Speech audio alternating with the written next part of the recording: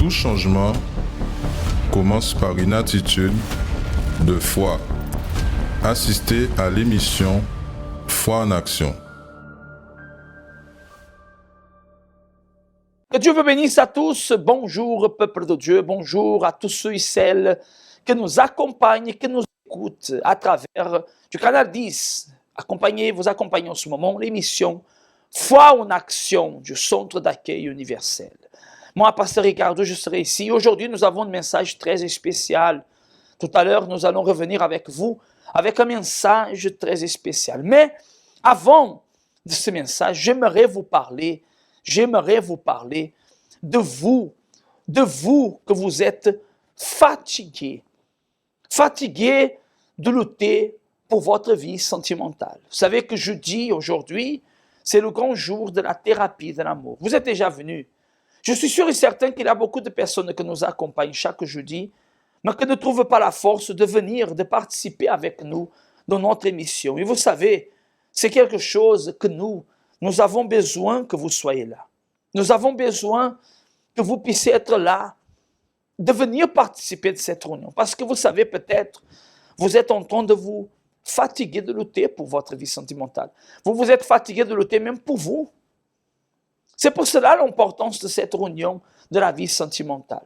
C'est pour cela que moi, je vous invite à venir participer. Aujourd'hui, à 19h, ici aux Abîmes, dans notre centre d'accueil universel des Abîmes, au 6 Morne-Verguin, en face de la Brède, entre le KFC et le McDonald's.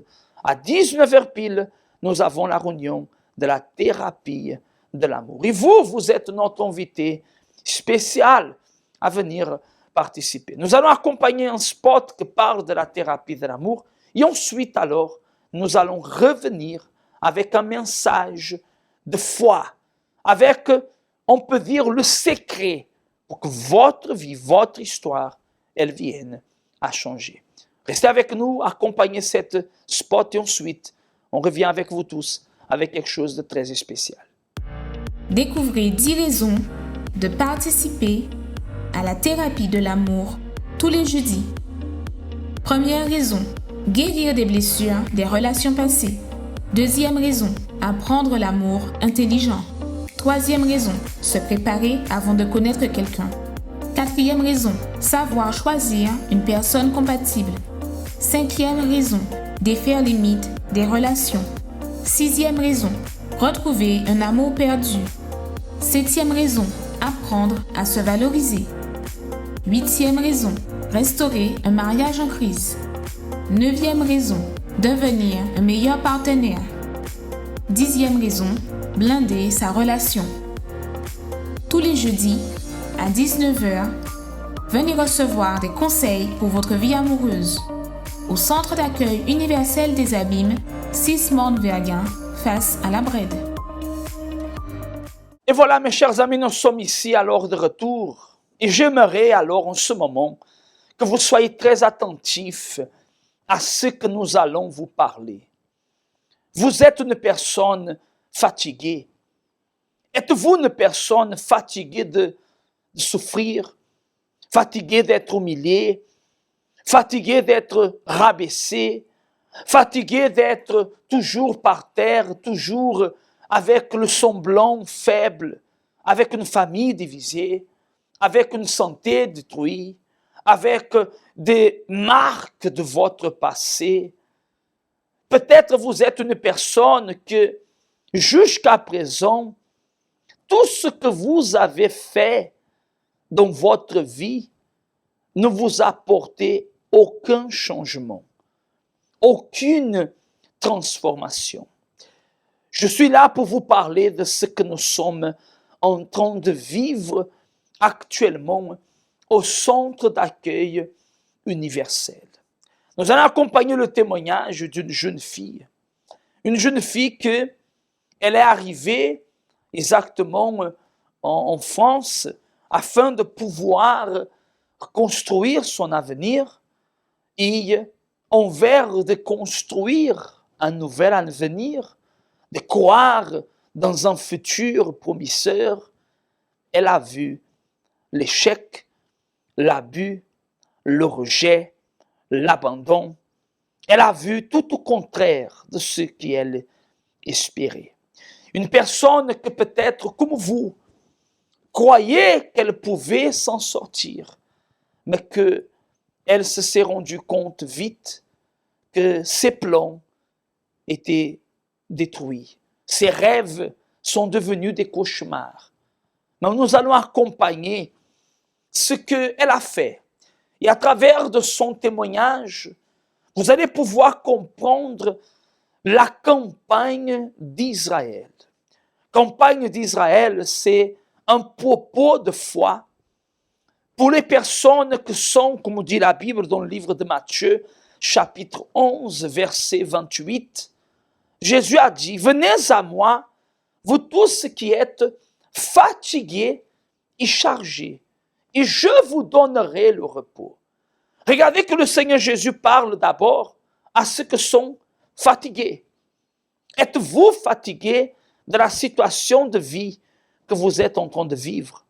Si vous dites oui, je suis fatigué. Si vous êtes une personne que vous dites oui, je n'en peux plus. J'ai déjà fait tout ce que je devais faire, ou apparemment j'ai essayé de faire tout ce que je devais faire, et ma vie ne change pas. Ma situation ne change pas. Que dois-je faire? Restez avec nous. Accompagnons l'histoire de vie comme jamais vous avez accompagné de cette personne. Et nous revenons avec vous tous d'ici à quelques instants.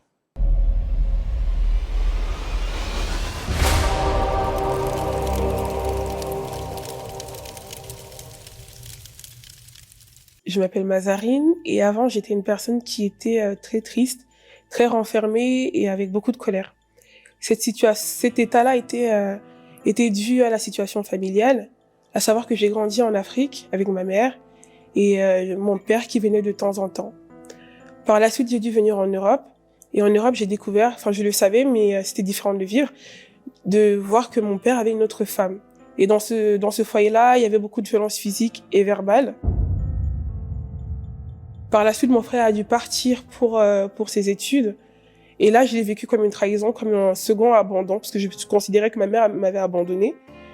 Et à partir de ce moment-là, j'ai vraiment eu beaucoup de colère en moi. À savoir aussi qu'à l'école, ça n'allait pas, dû au racisme que je subissais.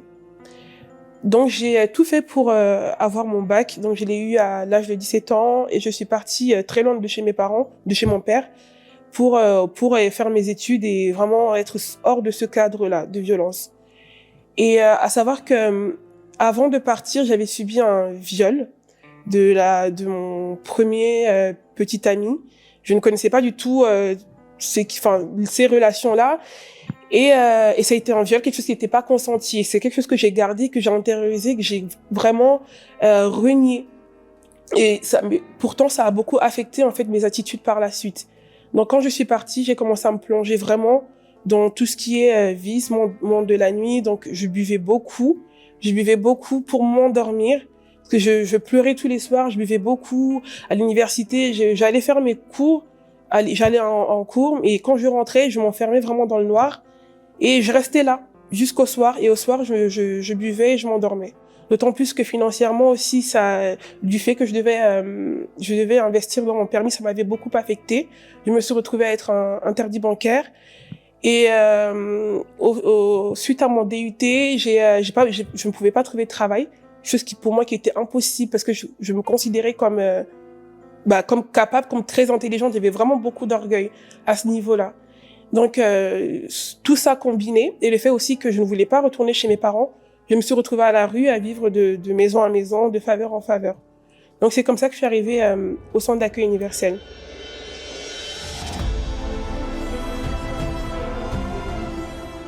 J'ai commencé à participer aux propos aux chaînes de prière et est venue la campagne d'Israël.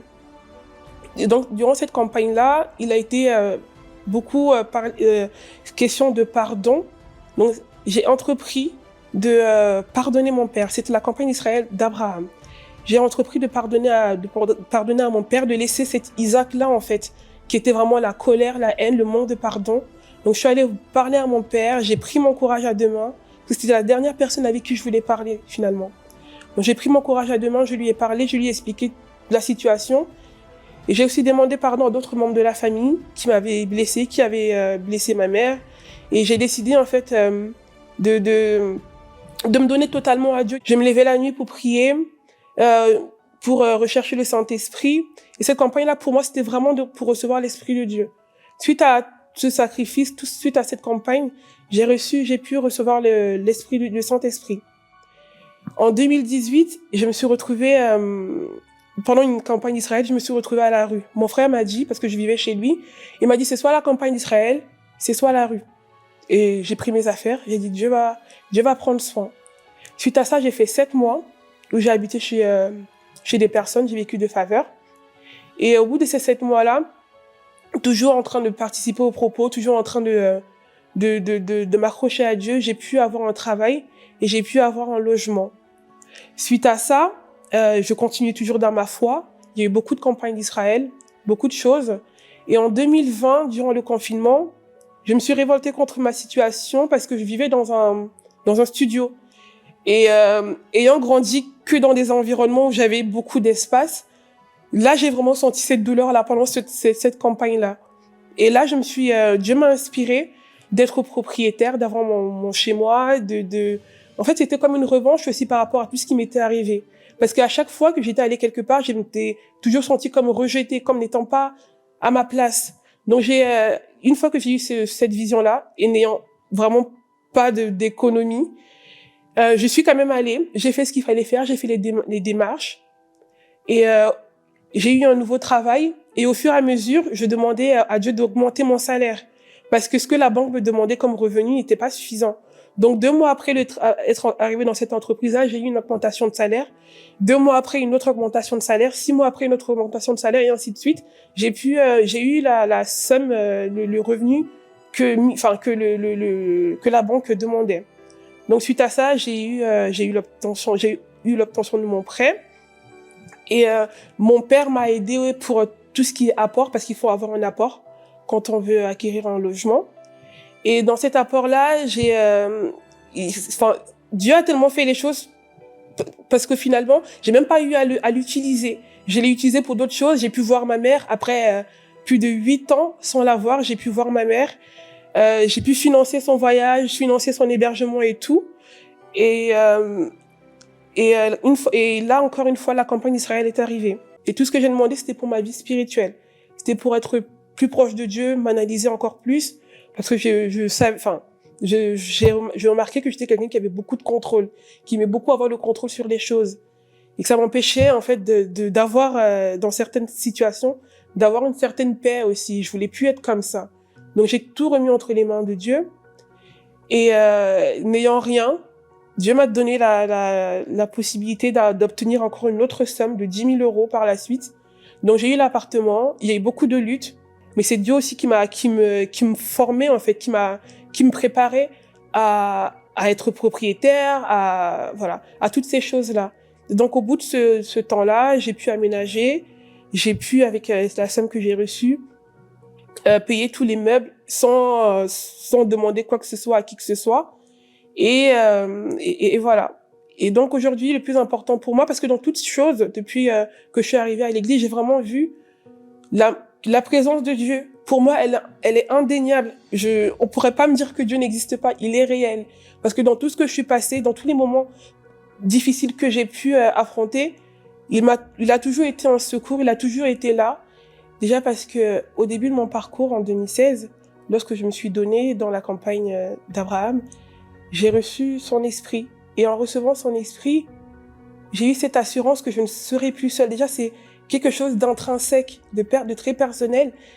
Et c'est une évidence, en fait. Ça m'a donné cette force de me dire que peu importe ce qui pouvait arriver, j'avais quelqu'un qui est puissant, qui est là, qui me laisserait pas. Donc j'ai eu cette force et aussi cette capacité de comprendre mon prochain et d'avoir une vision plus large, en fait, sur les choses. Et cette paix, surtout, cette paix, parce que avant, il n'y avait pas cette sécurité. Je me sentais comme étant abandonnée, orpheline, en fait, dans tout ce que je pouvais faire. Mais c'est surtout de savoir qu'il y a quelqu'un, un père, qui est là. Et ça donne vraiment cette assurance, cette paix, cette sécurité. Cette différence, elle est notamment visible au sein de ma famille, parce que j'étais quelqu'un avant de très conflictuel, tout le temps dans l'opposition, et aujourd'hui, il y a beaucoup de dialogue, beaucoup d'amour, de compréhension, et je peux dire aujourd'hui que ma famille est totalement restaurée. Vous avez pu alors accompagner le témoignage de Mazarine. Vous avez pu voir son histoire, son vécu et ce qu'elle a traversé. Mes amis, une histoire de supération, de changement, mais vous voyez qu'il a eu des attitudes à prendre. Des attitudes à prendre pour pouvoir alors obtenir ce changement de vie. Combien sont les personnes qui veulent aussi ce changement? Vous savez, la parole de Dieu, nous sommes en train de vivre cette campagne d'Israël basée sur l'histoire et la foi d'Élie sur le mont Carmel. La Bible nous raconte dans le livre de 1 Roi 18 qu'il y avait une grande famine, une grande situation difficile dans le pays parce que le peuple a commencé à suivre et à croire dans d'autres dieux, à l'époque Baal, a commencé à suivre et à se confier à plein de choses, entre guillemets, en essayant de s'en sortir, de résoudre les problèmes. Un peu comme aujourd'hui. Aujourd'hui, vous voyez que beaucoup de personnes savent qu'il n'y a qu'un seul Dieu. Les personnes savent qu'il n'y a qu'un seul moyen de changer, de transformer sa vie, mais vous voyez qu'elles essayent d'y aller un peu partout. Essayez sorcellerie, essayez ceci, essayez cela, jeu d'hasard. Elles essayent les addictions, comme exactement cette jeune fille qu'elle a essayé l'alcool, la nuit. Elles seront fermées dans la maison, dans le noir. C'est-à-dire, aujourd'hui, peut-être vous êtes une personne que vous avez essayé de vous en sortir de plusieurs manières. Et peut-être jusqu'à présent, tous les endroits que vous êtes allés, que vous vous êtes donnés, que vous vous êtes confiés, vous ont trahi. Comme exactement elle disait dans le témoignage, qu'elle a subi un viol, au point qu'est arrivée la situation. Et vous que vous m'accompagnez, peut-être vous êtes aussi quelqu'un que vous vous trouvez désespéré, que vous vous trouvez perdu. Vous voyez que cette jeune fille, elle a décidé, quand elle est arrivée au centre d'accueil et que lui a été proposé la campagne d'Israël, elle a décidé de partir pour le défi. Parce que l'autel de Dieu, c'est un autel de décision. Et qui veut aller sur l'autel de Dieu vivant? Il y a plusieurs dieux, mais il y a un seul qui est vivant. Il y a un seul qui répond. La Bible parle, là dans le livre, j'ai ici la Bible avec moi, dans le livre de mes amis, 1 Roi, chapitre 18, un message que peut-être vous avez déjà certainement accompagné, vous avez déjà entendu, mais que ce n'est jamais trop de parler. La Bible parle qu'Élie, embouie d'une révolte, parce qu'Élie voyait l'état du peuple, certainement des personnes proches à lui. Il y avait beaucoup qui étaient cachés dans une caverne par peur. Vous savez, cette caverne se trouve peut-être dans votre maison. Vous vous êtes renfermé dans cette vie. Vous avez accepté la vie que vous vivez et vous croyez qu'il n'y a pas de solution. Mais la parole de Dieu dit, alors Élie s'approcha de tout le peuple et dit, jusqu'à quand clocherez-vous de deux côtés? Vous voyez qu'il n'y a pas droit côté. Vous voyez que nous avons droite, gauche. Nous avons devant, derrière. Vous voyez que nous ne pouvons pas rester au milieu. Dans la vie, nous avons l'obligation de faire un choix. Vous avez l'opportunité de faire un choix pour votre vie, de souffrir ou de changer cette situation. Mais il a dit, jusqu'à quand clocherez-vous de deux côtés? Et il a posé un défi. Si l'Éternel est Dieu, allez après lui. Si c'est Baal, allez après lui. Et le peuple ne lui répondit rien. Vous savez pourquoi le peuple n'a rien dit? Parce que le peuple était dans le doute. Ainsi comme beaucoup de personnes que nous accompagnent, que nous suivent, sont dans le doute. Ils ne savent pas quoi faire pour pouvoir changer leur situation.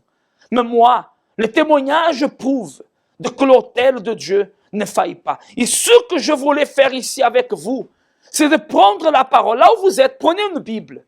Vous allez prendre une Bible. Nous allons, mes amis, nous préparer et nous allons réaliser un clameur ensemble.